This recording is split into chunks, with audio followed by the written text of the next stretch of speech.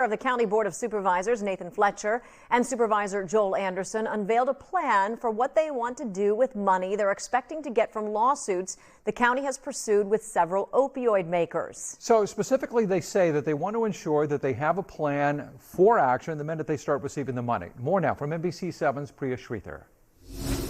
The county is involved in 7 different lawsuits with opioid manufacturers that could result in as much as $100 million in settlement money that could be received as early as the end of this year.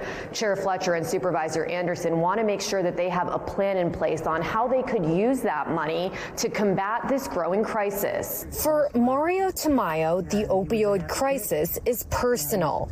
His son Jeff lost his life 2 years ago at the age of 25 after overdosing and dying from cocaine he took that ended up being laced with fentanyl. I'll tell you, as with most people, the first couple of months were really difficult. He's not supposed to he's not supposed to go before us.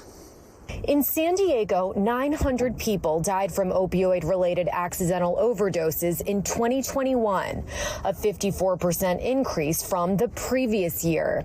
Today, Chair of the County Board of Supervisors, Nathan Fletcher, said after 6 months of consultation with experts in the field, they've come up with a plan on how to combat the epidemic. But it's something that motivates us to act, recognizing that every single one of these individuals is a life that has been lost. It is a loved one, it is a friend, it is a family member, and so it motivates us to act. The plan has recommendations for healthcare integration programs like having wellness advocates come to an emergency room every single time a person overdoses and then stays in contact with that person for 90 days after the overdose. Harm reduction and prevention programs to spread awareness and targeted outreach, and social support and service programs like housing and workforce investments. The County Board of Supervisors will be voting on this framework on Tuesday, and if it passes, we could see some of these programs roll out as early as the beginning of next year. Priya Sridhar, NBC7.